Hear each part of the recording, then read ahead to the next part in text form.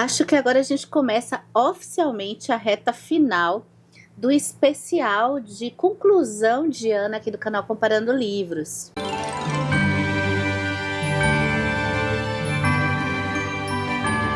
Os livros que eu vou finalizando a leitura, eu reservo um espaço que eu chamo de vida de leituras, para a gente conversar um pouco mais de tudo que eu li, sem a rigidez do formato mensal. Então a gente vai conversando, eu junto alguns livros que eu vou finalizando a leitura, e aí a gente vem nos vídeos chamados Vidas de Leituras, para a gente conversar.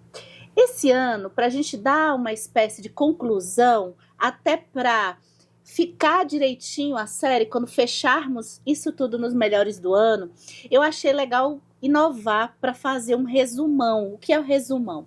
Eu dividi em 2 vídeos tudo. Eu vou passar bem rapidinho por tudo que eu li em 2024. E como nos vídeos melhores do ano, eu falo como que funciona aqui para o canal, que a gente avalia, a gente faz essa coisa de melhores pensando em leituras ao invés de livros, o que muda a dinâmica. Eu não estou avaliando o livro que foi lançado naquele ano. Eu não faço uma avaliação do livro do ponto de vista impessoal. Eu estou aqui sempre avaliando a minha experiência. Então, por conta disso, eu achei legal a gente fazer o resumão, porque aí vocês têm uma ideia também do que eu estou escolhendo como melhores quando a gente chegar no final dessa série. Esse vídeo eu vou fazer o resumão de não ficção, todos os livros que eu li de não ficção. Semana que vem a gente já vai ter um acordo, pega aqui, tá? Pra gente conversar, eu fazer o resumão dos livros de ficção. E lembrando que alguns livros, que são poucos, eu não tenho esse tempo para falar mais detalhadamente de todos os livros que eu leio, uma pena, né? Mas alguns, né, poucos eu consigo, que eu acho bem relevantes, eu consigo trazer para discussão aqui no canal. Que é o caso desse primeiro, que é O Palhaço e o Psicanalista, do Christian Dunker e do Cláudio Tebas. O Cláudio Tebas, que eu conheci esse ano, deixei algumas recomendações de sites para vocês. Esse livro é um livro sobre escuta, a gente tem um psicanalista e um palhaço, alternando em capítulos, mencionando suas teorias sobre a escuta e sobre a comunicação. No vídeo aqui a gente fala como é que pode hospital, hospedeiro, o hospício, o que essas palavras têm a ver com a escuta? Aqui no canal, em 2023, a gente começou uma espécie de trilha de aprendizagem, de discussão, de livros sobre tecnologia. E aí, tem uma lista de livros no vídeo que a gente fez um pouco a apresentação dessas conversas que a gente vai passar a ter. Eu não sei se você tem interesse. Eu sou muito interessada de compreender esse fenômeno das mudanças tecnológicas nas nossas vidas, nas nossas relações do dia a dia. Algo que eu aprendi esse ano foi com a Jen Twenge, a intelectual mais citada quando a gente pensa em entender as gerações. O que é geração Z? O que é geração X? O que são os milênios? Como funciona a mente, né? Como é que como a tecnologia foi alterando algumas, especialmente na parte da juventude, alguns comportamentos e modificando essas gerações.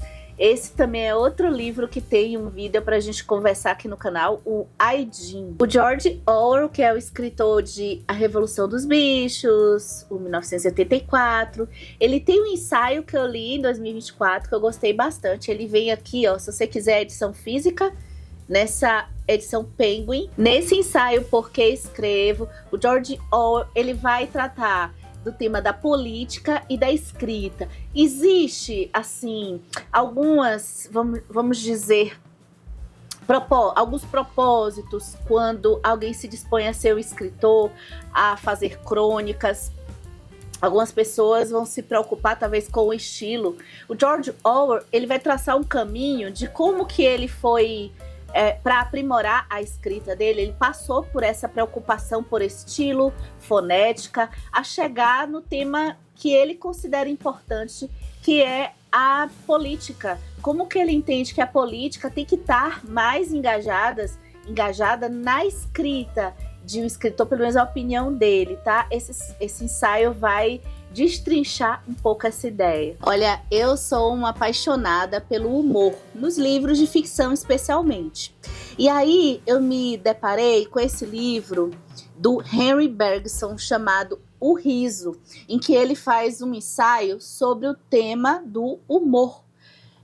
Vamos lá, exageros, por que nós rimos, né? Como é que se trata os conceitos por detrás da comédia, do humor? Por que coisas repetidas nos fazem rir? Por que pessoas desajeitadas nos fazem rir? O que significa, talvez sob o ponto de vista filosófico, a gente sorrir, dar risada de uma coisa?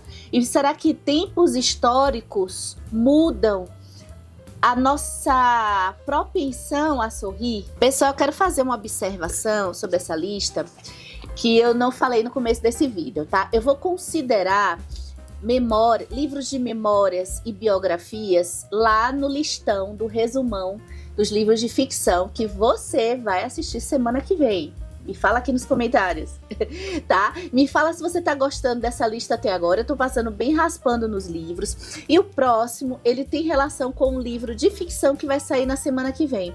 Depois que eu li Jane Eyre, da Charlotte Brontë, completando a minha trilogia da família Brontë, eu tive que ler o meu livro de teoria sobre o mito de Lilith, que é o estudo da Barbara Black Coulthurst, em O Livro de Lilith, O Resgate do Sombrio do Feminino Universal.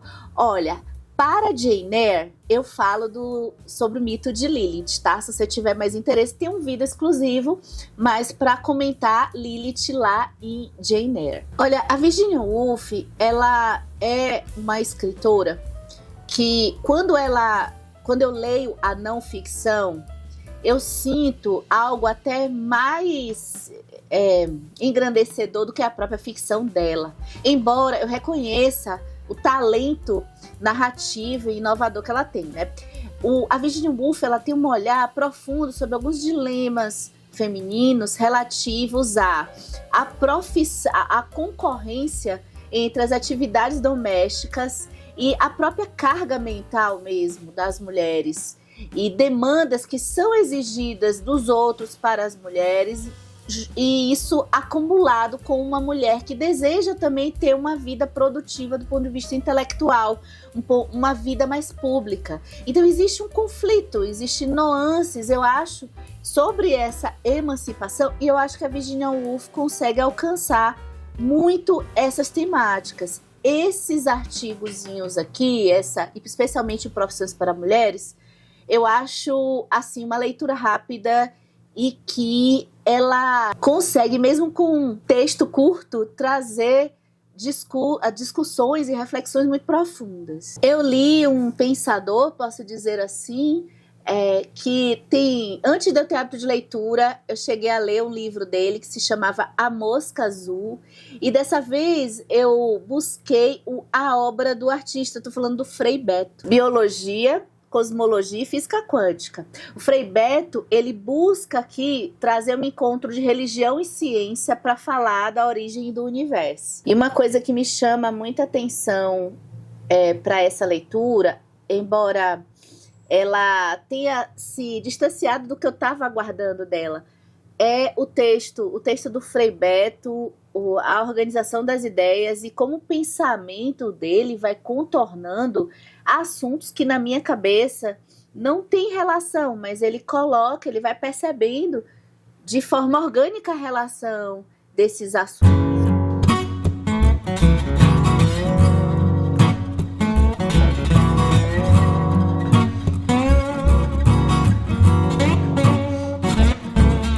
Esse ano vocês puderam acompanhar que eu entrei num grupo de estudo que foi do INEF, para estudar um livro que eu vou falar ainda hoje, aguardem. E o estudo desse livro partiu de outros livros.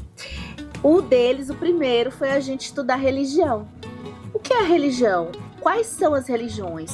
E quais os fundamentos dessas religiões? Então, gente, se você é curioso ou curiosa no tema da religião, uma porta de entrada ou um livro de consulta muito interessante pode ser esse aqui, o livro das religiões. Vocês estão reconhecendo este nome aqui, ó? É ele mesmo, Joyce Gardner, o escritor do Mundo de Sofia. Então aqui a gente, o repertório das religiões é um resumo. Quem estuda ou quem quiser mais conhecimentos das religiões, não é esse livro, mas para quem quer um conhecimento introdutório, então passear por todas essas religiões, do ponto de vista teórico mesmo, compreender origem histórica, fundamentos sagrados, comportamentos em comum. Olha, eu pensava até que eu já conhecia, antes de ler isso aqui, sobre várias religiões, mas tinha detalhes que eu consegui aprender com esse livro, então vale muito a pena. Voltamos ao tema da tecnologia, porque eu trago Marta Gabriel. De vez em quando eu menciono ela aqui, foi uma das primeiras intelectuais que eu pude compreender o fenômeno da internet. Trazer um livro dela que eu uso para consulta e que eu dei uma lida, que é uma introdução que eu quis de conhecimentos ligados à inteligência artificial. Eu acho que eu estou um pouco atrasada, mas somente esse ano, no final do ano passado um pouco, que eu passei a me interessar sobre a parte conceitual mesmo e teórica das AIs. Quando foi que ela surgiu? O que são redes neurais? O que é machine learning? O que é isso de máquinas de aprendizagem? O que é o metaverso? E onde que fica a ética e a moral nisso tudo? Isso aqui, ó, é fininho, então como introdução, eu depois quero ler mais livros de não ficção sobre esse tema. Me conta aqui se você se interessa também. E aí, gente, essas trilhas que a gente vai lendo um livro e aquele assunto puxa outro assunto, eu fui de Jane Eyre para o mito de Lilith, até chegar que tem um pouquinho de relação com o estudo que eu fiz esse ano no grupo. Eu fui para o Gênesis da Bíblia, porque Lilith está ali antes de Eva chegar. E eu fui para um livro de um historiador, que é o Georges Binoir, e fui estudar o pecado original, as origens do mal. Ele vai trazer diversos períodos históricos e a compreensão do fenômeno da queda de Adão e Eva. Como a expulsão do paraíso foi interpretada por diversos intelectuais, vai ter o Agostinho aí, então, Idade Média, Idade Moderna, como é que se criou a ideia de que, principalmente para nós cristãos, católicos, que a gente já nasce com esse pecado, então a gente carrega de Adão isso, e o batismo é que nos purifica como ritual sagrado. Como é que acontece as diferenças de narrativas entre a culpa de Eva nisso tudo, o peso que foi Eva, a origem de tudo isso, o papel da serpente, como isso também foi mudando ao longo da história. Aqui, eu acho que esse é o livro que entra naquela lista de livros improváveis. Eu não sei se muita gente tem interesse de adentrar tanto para um assunto específico. Eu acho que a gente bebe hoje muito dessa fonte do Gênesis, dessas interpretações. E eu não imaginava também que essa guerra de narrativas já existiu bem lá atrás também, do ponto de vista até de esquemas de violência, né, de prender pessoas pelo que elas falavam na interpretação da queda de Adão e Eva. Aqui no canal tem um vídeo que eu recomendo, algumas colunistas mulheres, por coincidência até, né, as que eu mais gosto, e tem um homem também na lista. E uma dessas colunistas, se vocês gostam de crônicas, é a Vera Iaconelli. E eu li o primeiro livro dela. Já acompanhava a Vera muito nas colunas e um pouco no YouTube. É uma psicanalista que me parece que a especialidade dela fica próxima ali daquela época do puerpério, para mulheres grávidas que têm filhos. É aquela época, eu acho que logo quando o neném nasce, né? Eu não entendo muito desse tema, mas eu gosto da Vera falando sobre a maternidade. Nesse livro Manifesto Antimaternalista, ela traz uma ideia, uma opinião de talvez uma proposta de visualizar uma carga menor sobre a maternidade, sobre como nós entendemos a maternidade. Essa responsabilidade muito única, meio sem divisão da mulher e do homem também, né? Eu acho que a gente entende que o homem tem um papel que está crescendo, mas ela quer ampliar trazendo do ponto de vista histórico outras culturas, como que muitas vezes do ponto de vista histórico, ou até para a gente pensar nosso modo de se organizar, esse cuidado com a criança, com o bebê e com o crescimento, especialmente como a gente está numa sociedade capitalista, na qual ela critica muito desse peso, acho que vem dessa coisa liberal capitalista para ela, e quanto que isso pode ser expandido para comunidades como um todo. Então ela vai passar até pela situação de classe, como que muitas vezes comunidades mais pobres, a criança ela é abarcada mais pelos vizinhos também nessa parte do cuidado, e com isso ela vai no seu texto mostrando talvez outra possibilidade de perceber a mentalidade maternalista, e por isso que é um manifesto antimaternalista, contra uma mentalidade centrada nessa função, nessa forma de função materna de cuidado exclusivo. Vamos falar de uma leitura nesse resumão que tem aparecido, embora não tenha vida exclusiva, ele tem aparecido em alguns vídeos aqui do canal, que é o Rainer Maria Rilke, que eu li pela primeira vez, que o Cartas a um Jovem Poeta. Esse aqui é um livro de cartas, eu fiquei na dúvida se eu consideraria não ficção. É não ficção, né? Porque memórias eu tô botando lá no ficção. Mas vamos lá. O Cartas a um Jovem Poeta são essas trocas de cartas do Rainer Maria Rilke com um jovenzinho que ele conheceu, um jovem aspirante a escritor. Então acaba sendo um livro de aprendizagem, a gente vai aprendendo da troca de reflexões de um cara super experiente, sob o ponto de vista, pensando o tema da arte, o tema da criação, e um outro jovenzinho efervescente, louco para ser um bom escritor. Então quais as dicas que ele... os conflitos emocionais. O tema que ficou marcante para mim nessa leitura é muito tema que, se a produção artística, do ponto de vista da escrita, aqui nesse caso, mas eu expandi para outras coisas, se essa produção precisa passar necessariamente por pessoas, se a dor, se a angústia vamos dizer assim, a origem principal de se escrever ou de se produzir algo bem. E eu fico sempre indo e voltando um pouco nesse tema, né? O Rilke, as respostas dele são o auge dessas cartas. Eu já vi gente dizendo que a parte do rapaz não presta, mas eu discordo. Eu acho que é justamente a partir do ponto de alguém que está ainda sem a maturidade que a gente também passa, se a gente percebe isso, a gente também está fazendo reflexões sobre as perguntas dele também, tá? Falei até muito pro meu resumão. Aí vamos para a história. Eu li o Processo Civilizador, uma história dos costumes, tá?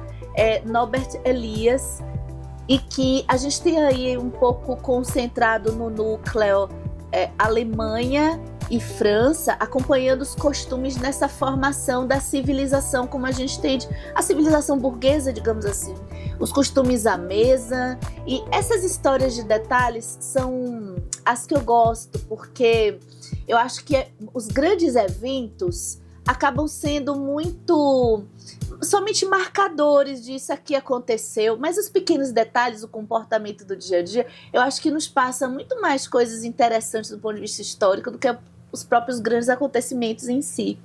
Então, aqui, o que eu mais aprendi nesse livro tem a ver com essa diferença que ele estuda aqui entre a formação de costumes francesa e alemã, por exemplo, e que me deu uma reflexão sobre como que esse nacionalismo, a Alemanha, ela resistiu um pouco a algumas mudanças de costumes estrangeiros, então talvez o sentimento nacionalista está muito mais forte, né? Me veio muito esse pensamento, se isso não tem a relação que vai ter lá na frente, que vai no futuro culminar no nazismo.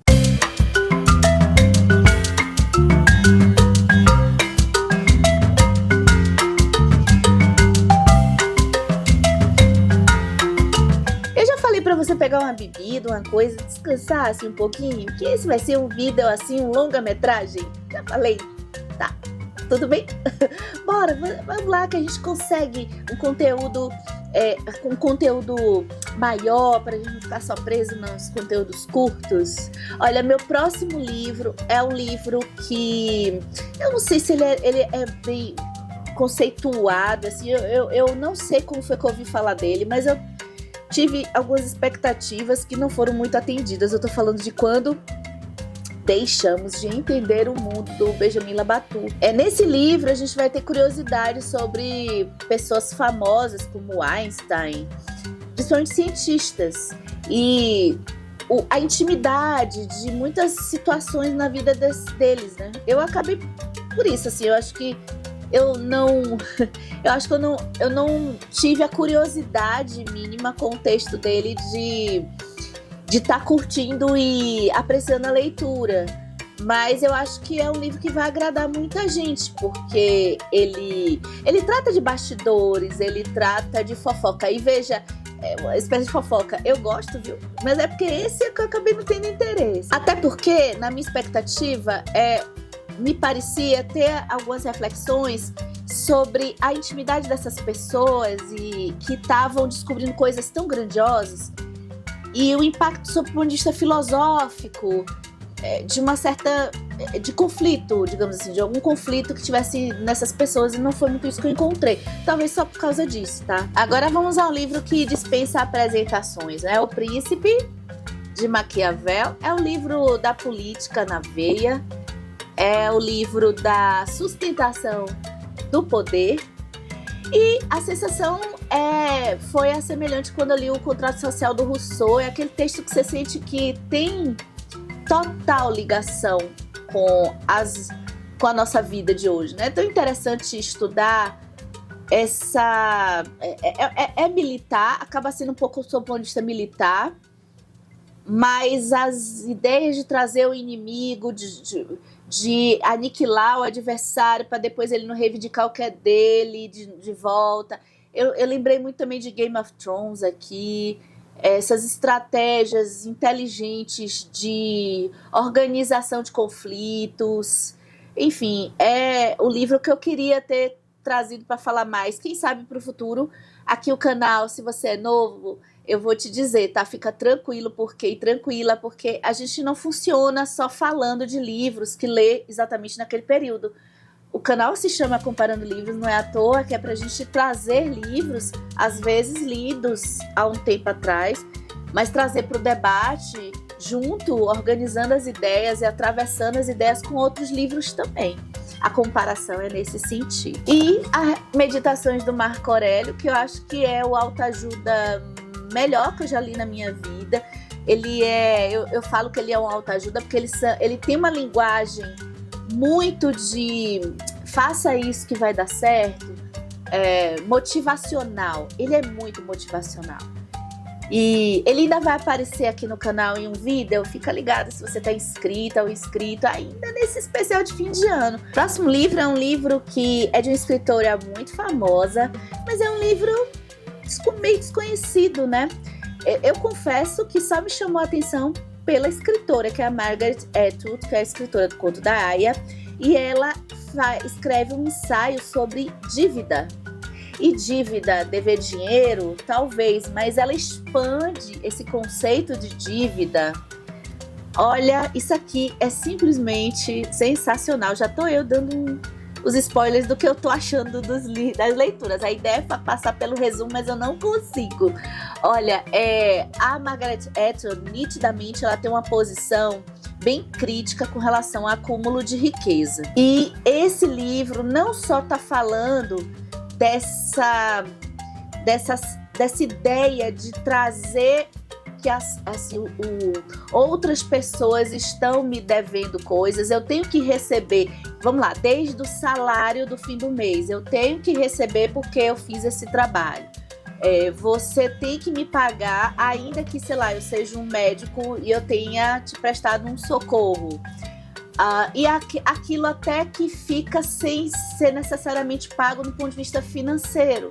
Então, olha, se eu ajudei você, amanhã eu vou sentir essa sensação que, poxa, eu vou precisar ajudar, eu crio um vínculo com essa pessoa de depois ter que ajudá-las ou sentir que eu devo alguma coisa a ela porque ela fez algo por mim e eu não paguei. Então, toda essa sensação de troca, que ela associa muito à questão econômica também, mas que isso vem antes do capitalismo surgir, né? Isso, ela vai passar na história, né? Já falei mais sobre o livro aqui, tá? A gente vai passar agora por uns livros que apareceram mais vezes aqui no canal.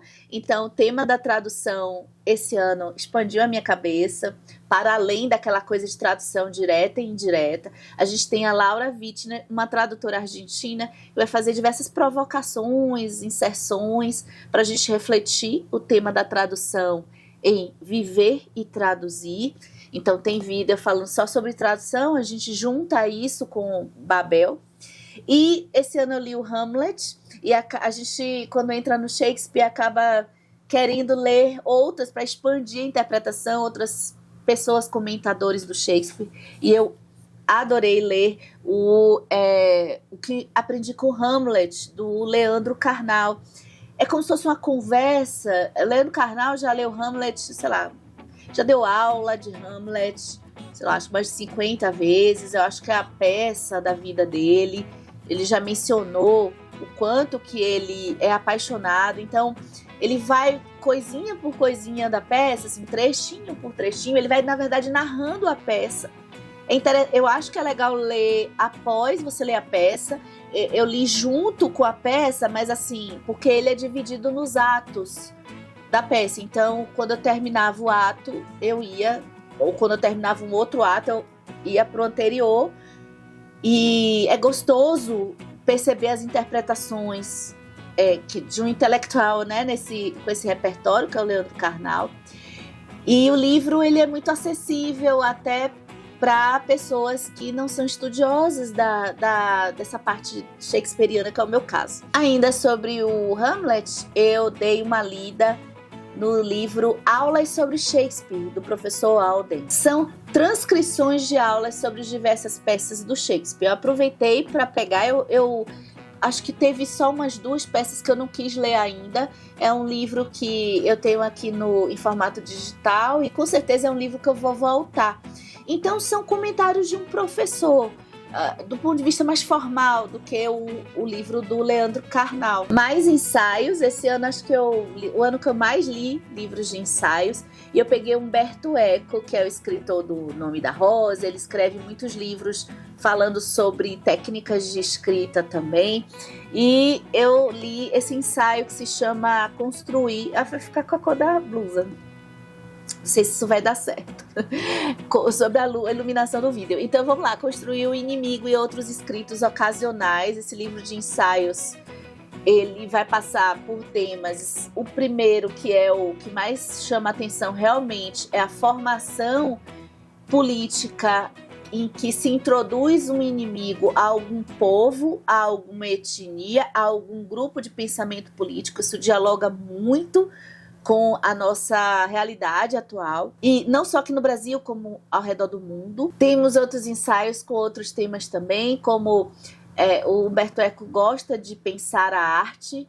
Um dos meus livros preferidos é o História da Beleza dele. Eu tô lendo agora certinho o ensaio sobre a feiura. Mais pra frente vocês terão notícias. Eu gosto demais do ensaio que ele fala sobre o tema do esquecimento, e um outro que eu fico flertando, eu quero voltar até para ele para trazer vídeo, que é sobre a gente pensar na linguagem objetiva, no abstrato e no concreto, sob o ponto de vista da linguagem, especialmente para a gente entender. Aqui é o link que eu estou fazendo fake news e a certeza da informação que a gente está lendo. Temos aqui psicanálise também numa linguagem muito acessível, com a Ana Sui, que eu tive o prazer de conhecer do ponto de vista literário esse ano, com A Gente Mira no Amor e Acerta na Solidão. É um livro que vai aparecer várias vezes ainda aqui no canal. Eu já estou com alguns roteiros prontos aqui para a gente conversar.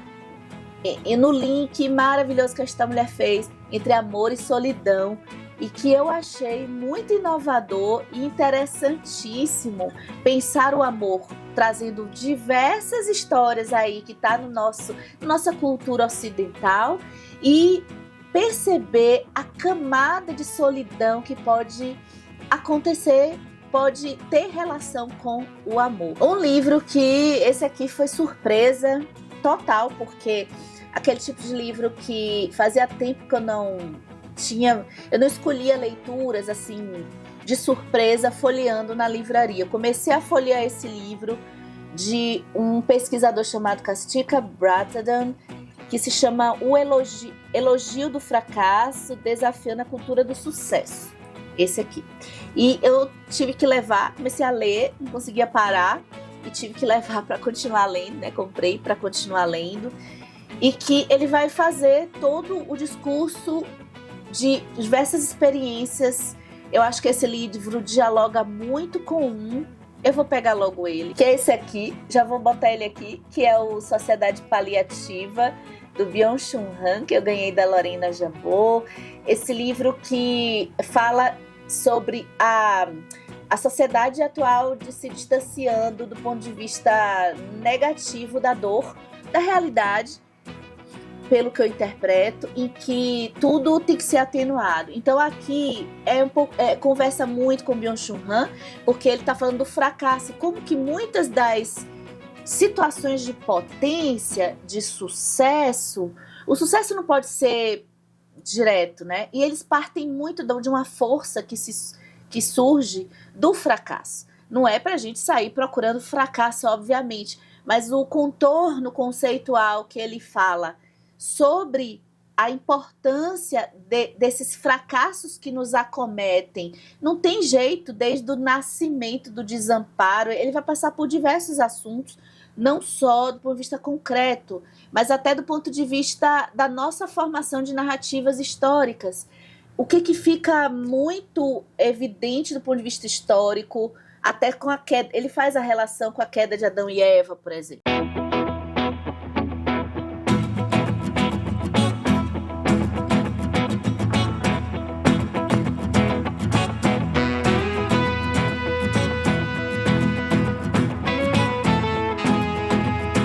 Um livro que eu ouvi, Contar do Caligares, eu não sei se vocês conhecem ele, infelizmente ele faleceu, acho que foi em 2023 ou foi 2022, um psicanalista colunista que escreveu na Folha por tantos anos, né?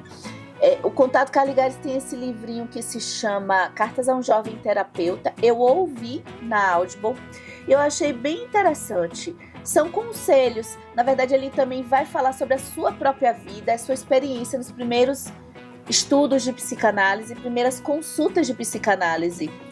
Para mim, que não sou da área, eu achei, mas já fiz terapia e faço até hoje, é bem interessante perceber o outro lado, que eu não fazia ideia principalmente dos iniciantes. E eu acho que dá pra gente contrapor a quem tá iniciando qualquer profissão, essas inseguranças que nos acometem. Um livro totalmente fora da caixinha, que eu recomendo se você é curioso ou curiosa para assuntos gerais, mas que esse pesquisador, ele relaciona coisas que eu jamais imaginaria ter em relação. Ele faz uma relação de biologia com tecnologia. Eu tô falando de James Bridle, acho que é Bridle que fala, e eu tô falando de maneiras de ser. Se você acha que a ChatGPT é uma das tecnologias, é uma sistemática de gerar informações das mais complexas que você já viu, isso tudo vai ser desconstruído por esse livro aqui. Veja, não que a ChatGPT não seja uma inteligência, mas o que o Bridle vai falar é que a gente está indo num direcionamento de modelos de inteligência semelhantes ao funcionamento da lógica do cérebro humano, sem levar em consideração outros organismos vivos. É como se as coisas da natureza fossem as coisas mais simples e o homem, com a tecnologia, com as sistemáticas e mecânicas de indústria, isso sim é que é evoluído. Não é assim para ele, porque existem sistemáticas biológicas de funcionamento de plantas, existem comunicações entre seres vivos que ele vai mostrar aqui que podem ser mais complexas do que até um automóvel, que é a primeira experiência que ele faz, aliás, desse livro, do que um automóvel que dirige sobre comando de robô. Imagens Móveis, de Janet Nelson, é um livro que vai trazer imagens e um textinho ali de ensaios. É a minha estreia com a autora. Eu imaginava ela, acho que é um pouco parecida com a Joan Didion, em termos do fato de ser jornalista, de fazer textos provocativos. E nesse livro, eu não sei se foi muito uma boa porta de entrada. Ela é um livro que ela vai trazer, do ponto de vista cronológico, uma abordagem sobre a sua própria história. Então ela questiona alguns momentos da sua vida e da sua família também. Um livro de não ficção de uma coleção que eu gosto bastante é o Fronteiras do Pensamento, então Pensar o Contemporâneo. Essa é uma coleção de livros que vão transcrever algumas palestras de intelectuais que participaram do projeto Fronteiras do Pensamento. Fronteiras do Pensamento traz pessoas para fazer eventos. Eu fui em uma aqui em Salvador, depois um evento pago, e depois eu acabei que teve mais, eu não consegui ir, o preço ficou um pouco elevado para mim. Mas a proposta de debates dessas palestras são de pessoas que às vezes não estão no meu radar, por exemplo. Aqui tem intelectuais como o historiador Carlo Ginzburg, que é o filho da Natalia Ginzburg, e teve alguns que eu conheci, que eu não conhecia. Então são palestras de Kwame Anthony Appiah, eu já tinha ouvido falar, Pensamentos de Cultura Africana, a Marina Welford, que faz um ensaio visual, o Luc Ferry, que tem livros de mitologia, ele vai falar sobre o tema da felicidade, o Michel Onfray, o Christopher Hitchens. Então aqui ele vai colocando entrevistas e conferências, e é uma porta de entrada. A gente tem uma provocação em um texto que não é tão longo, mas é uma porta de entrada para quem quiser conhecer novos intelectuais.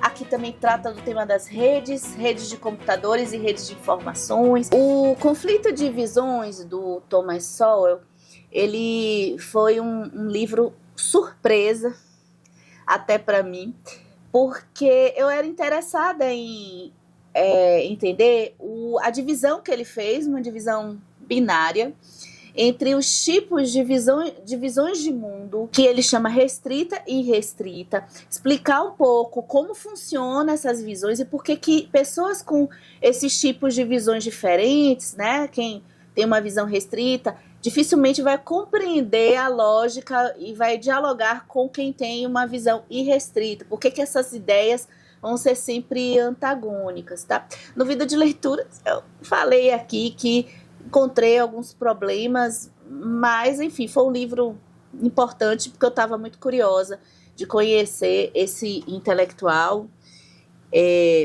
Eu também li, tinha muito tempo que eu não lia Bauman, A Arte da Vida. Esse livro também a gente comentou até mais aqui no canal esse ano. O Bauman é outro crítico ferrenho ao modelo capitalista de consumo, e o consumo para o Bauman é muito bem delineado para além da compra do objeto. Assim, eu quero uma roupa, eu vou comprar roupa. Ele vê o consumo do ponto de vista amplo de nós sermos o produto, e o tema da felicidade ligado ao consumo, porque ele estuda muito o fato de se ter coisas, de se conquistar coisas, de se viajar para lugares, ou seja, esse consumo está atrelado a uma vida feliz. O Perigo de Estar Lúcida, da Rosa Monteiro, é um livro que tem vídeo exclusivo aqui no canal, conversando sobre esse tema da lucidez. Essa pesquisa da Rosa Monteiro foi deliciosa de ler. Então, o que a lucidez tem relação com a arte? Para quem gosta do conto alienista de Machado de Assis, ela entra, se debruça um pouco nessa discussão. O que nós consideramos ser loucos? Alguém se passar por outra pessoa é uma espécie de loucura? Alguém endeusar outra pessoa que é artista e ficar correndo atrás é uma espécie de loucura? E outros assuntos sérios também, envolvendo o uso de substâncias para se lidar com a realidade, muitas vezes se torna insustentável.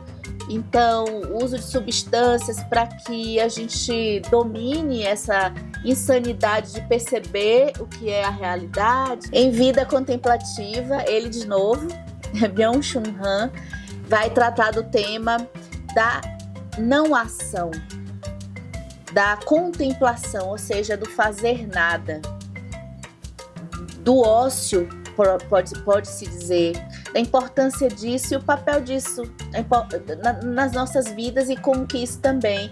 Eu acho que aí já há muito tempo a gente vem perdendo. Acho que tem a Viviane Mosé, que estuda o Nietzsche, ela fala, quando Nietzsche fala que o Deus está morto, é muito por isso, né? O sagrado, tudo virou fundamento, né? Tudo virou comportamento e teoria prática. O sagrado, que é aquilo que não tem sentido, que não tem uma produtividade necessariamente, parece que a gente se perdeu. Gostei bastante do Vida Contemplativa. Esse aqui também vocês ainda vão ouvir falar, e acho que eu mencionei, enfatizei um pouco como que isso aqui é delicioso, né? A Michelle Petit, em A Arte de Ler, fez um trabalho de pesquisa envolvendo várias regiões do mundo e a influência de histórias de ficção nas nossas vidas e no processo até curativo de traumas. Outro livro que eu acho que não precisa ficar falando muito, é outro que eu preciso também trazer aqui para o canal. Ele é muito relevante, não deu tempo de trazer ainda, mas é o Nexus, do Harari. O Harari é o historiador que escreveu o famoso Sapiens, Uma Breve História da Humanidade, quando ele traz um foco na importância das narrativas, das histórias que nós contamos para a formação e estrutura da nossa sociedade, do nosso desenvolvimento. Aqui ele vai pegar o papel das informações, da transmissão de informações entre nós, que vai culminar na IA e na tecnologia. E será que existe um risco que essas informações, esse excesso de informações, seja um risco para a nossa espécie? E para ele não, adiantando, porque não é o ponto principal do livro, não. O ponto principal do livro é a gente entender o pensamento dele nas formações de sociedades e como elas se organizam do ponto de vista das informações. Existe para ele um mito de achar que quanto mais informações nós temos, é melhor. Um livro muito relevante, eu acho importante, talvez, eu tô percebendo que muitas pessoas da área da educação estão disseminando esse livro, que eu acho maravilhoso, porque o Jonathan Haidt, ele escreve, eu já tinha lido até uma pesquisa dele nas universidades sobre a mente americana. Esse não tem tradução para o Brasil ainda. E ele já falava sobre a questão das alergias e uma mentalidade de proteção exagerada de jovens e adolescentes, partindo até dos triggers. Aí, eu sou péssima de traduzir. Os gatilhos, a preocupação, que se você é um X, se você tem mais de 35 anos, acho que você vai se lembrar que não tinha tanta preocupação de proteger crianças, assim, não tinha essa coisa, spoilers, isso aqui vai ter um assunto sensível. Então aqui eu acho que tudo se fecha, porque ele vai trazer a coisa horrorosa que ele comprova pelas pesquisas dele, do efeito da tecnologia no processo de formação cognitivo educacional de crianças, especialmente as meninas, e as redes sociais influenciando nisso.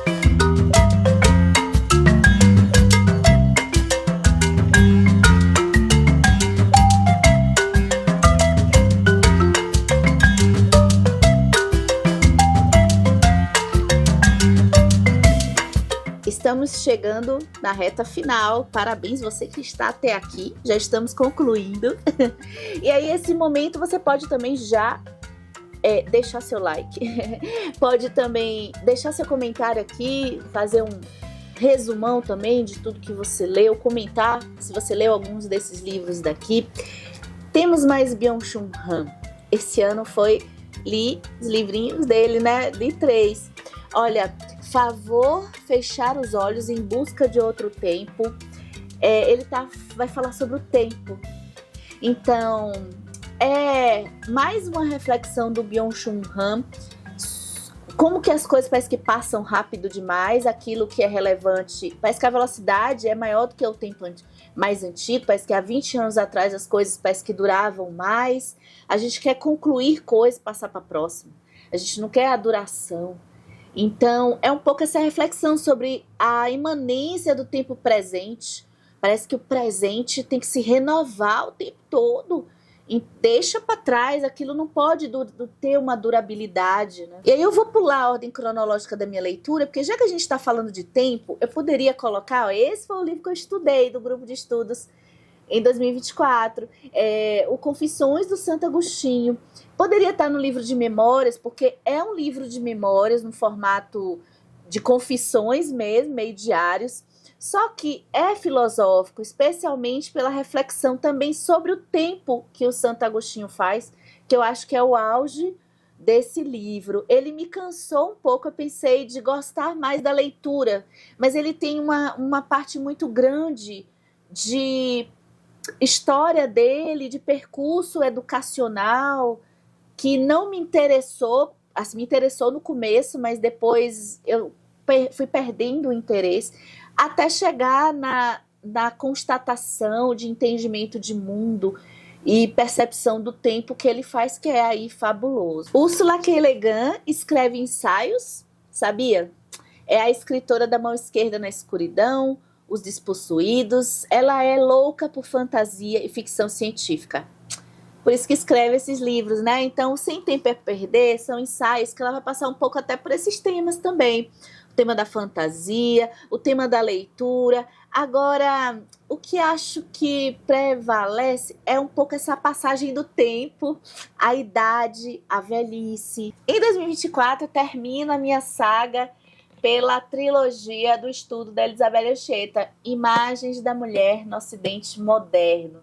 Se você gostou, tem interesse pelo livro que eu falei do Humberto Eco, em que, pelas imagens, a gente pode fazer uma reflexão, que é o caso do Humberto Eco, o estudo sobre a beleza, o conceito de beleza. Aqui, as imagens da mulher e as percepções dessa mulher, do ponto de vista da sexualidade, do ponto de vista dos estereótipos, no terceiro volume, As Estrelas de Hollywood. E temos 3 livros recentes, semana passada, 3 livros para a gente fechar essa lista do resumão. Eu vou começar com o que eu li no digital, Pobre de Direita. Eu começo com Gessé Souza, que é o escritor do A Elite do Atraso, que a gente falou já aqui no canal. Acho que foi 2023 ou foi 2022, acho que foi 2022. E agora, para entender um pouco esse fenômeno do pobre de direita, eu peguei e comecei uma trilha de aprendizagem para debruçar mais no tema do ódio, a construção do pensamento que muitas vezes se constrói muito com base religiosa, né? A base evangélica ali próxima, e que fica um pouco antagônico, independente da posição política que você tenha, né? Imaginar que pessoas podem trazer o voto para políticos que expressamente se manifesta contra a sua classe, né, o seu grupo, é o fenômeno que me interessa, assim, compreender, independente de posicionamento político, gente, tá? Um ou outro, mas assim, o pobre de direita, ele faz algumas entrevistas, ele faz estudos para entender a construção desse tipo de pensamento, para além até das fake news. Muitas justificam, mas a fake news dar a notícia, mas é muito mais complexo que isso. Eu tenho aprendido bastante. Depois que eu terminei de ler O Pobre de Direita, eu já peguei um outro, que aí vai ficar pro listão do ano que vem. E aí a gente vai conversando aqui no canal em 2025. Vou para outro assunto totalmente diferente, porque eu também li o Nação Dopamina. Recentemente eu terminei, da doutora Anna Lembke, acho que fala assim. E é um livro que vai falar de vício. Ela é uma psiquiatra que atende diversas situações de vício em prazer, né? Vício lida com prazer, mas um prazer que depois fica descontrolado e desmedido e tem seus ciclos. Então são diversos tipos de vício em que ela vai explicar o efeito desse prazer. Ela parte de um que eu amei, assim, o relato, concordando ou não, que ela começa com o próprio relato do vício que ela considerou ser um vício em romances eróticos de mulheres, né? Estilo 50 Tons de Cinza, que não é erótico, mas tem um crepúsculo. Esses romances em que ela entendia, ela vai explicar como é que isso funciona, de certa forma, na nossa mente, no nosso cérebro, porque são geralmente coisas assim, alimentos, né? O açúcar, tem a parte do sexo também, a pornografia. É um livro interessante para a gente entender. Em alguma medida, eu lido com essa parte da obesidade, passa um pouco por isso, então eu lido com isso. Acho que grande parte da população, em alguma medida, ainda que controlada, já teve situações de se sentir refém de alguma coisa, algum objeto, já precisando dessa dopamina, né? Que é o que isso faz com o cérebro. E fechamos, acho que eu fecho assim com filosofia de o Platão, a justiça. Esse é um diálogo que acontece com Sócrates e outros filósofos e que está presente também no livro A República do Platão. Eu tinha essa edição aqui e foi também um diálogo que eu li na rua. Acho que eu não pude aproveitar muito, mas eu gosto da discussão do pensamento, da justiça, passando pelo amigo, pelo inimigo, pelo poder e pela ausência de poder. Para os seus inimigos não cabe a justiça e para os seus amigos cabe a justiça. É isso que é a justiça. Puxa, deu um longa-metragem, gente. Será que esse vídeo vai para você concorrer ao Oscar? Porque deu um longa-metragem. Eu espero que vocês tenham gostado. Fiquem atentos, a gente começou essa série final de ano, tá? Então, semana que vem eu aguardo você para mais um longa-metragem pra gente falar das leituras de ficção de 2024. Aí vocês já vão tendo uma noção, porque a gente fecha já em 2025 com os melhores. E aí, desse resumão, vocês vão ficar curiosos para saber quais foram então as melhores leituras que eu li em 2024, tá? Até o próximo vídeo. E tem vídeo domingo também, tá? Esse é um vídeo especial, também fazendo meio que um resumo do ano, mas um pouquinho diferente. E domingo temos vídeo. Aproveitem, gente, porque é só dezembro que eu tenho condição de fazer uma coisa dessas, que eu até me arrependi, tá? Mas, tudo bem. Importante é o resultado, vocês estarem curtindo os vídeos. Eu tô notando que vocês estão assistindo e eu tô muito feliz, tá? Então, temos vídeo. Janeiro acaba essa maciota. Só um vídeo por semana. Até o próximo vídeo.